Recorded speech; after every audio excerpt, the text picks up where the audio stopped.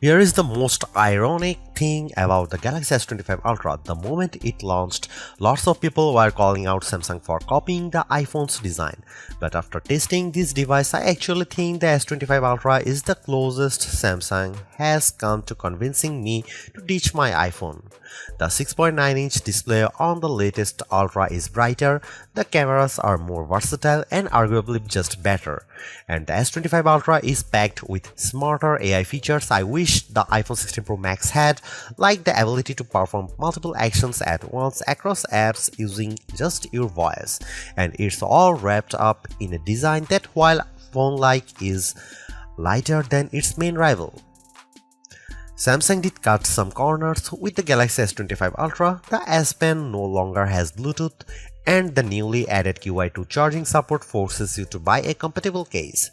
No magnets here, but overall the performance, battery life, and AI smarts on the Galaxy S25 Ultra add up to the best Android phone I have tested and possibly the best phone period. The Galaxy S25 Ultra has a release date of February 7 and it still starts at the same yikes-inducing starting price of $1,299 for 256GB of storage.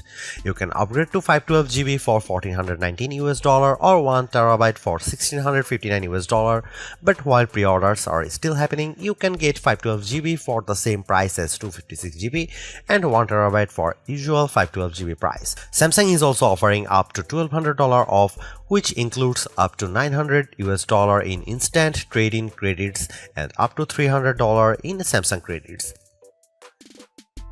As they say, haters are gonna hate, but I think some of the criticism around the Galaxy S25 Ultra's design being too iPhone-like is warranted.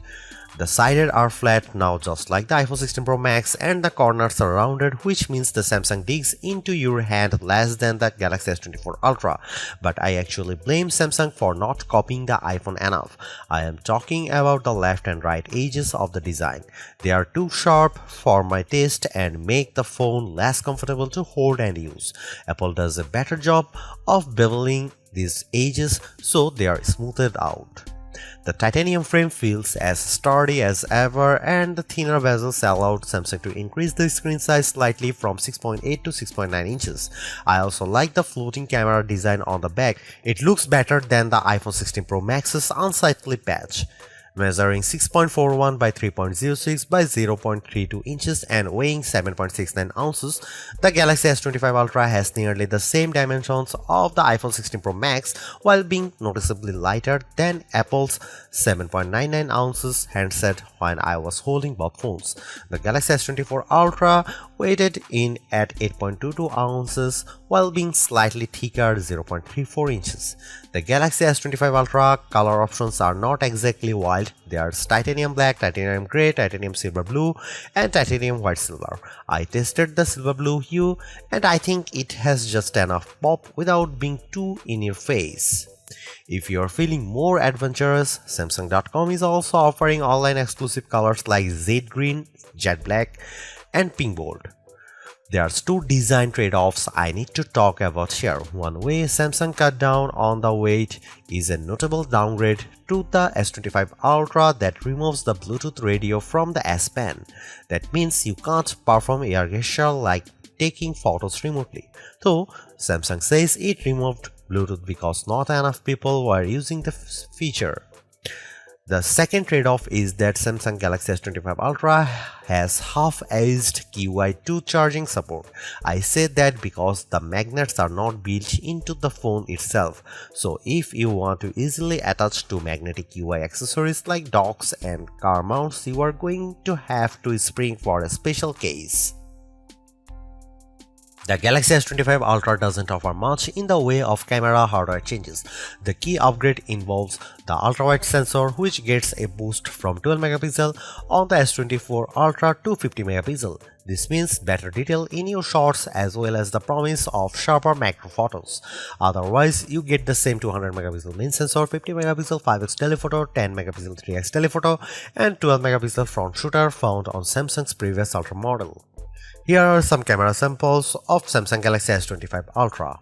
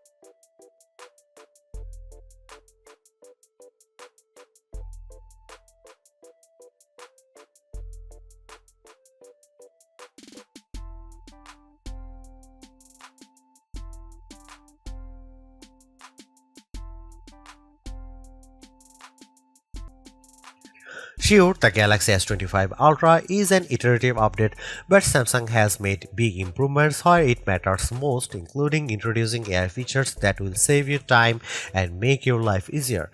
The ability to perform actions across multiple apps at once using your voice has the potential to change how we interact with our phones forever.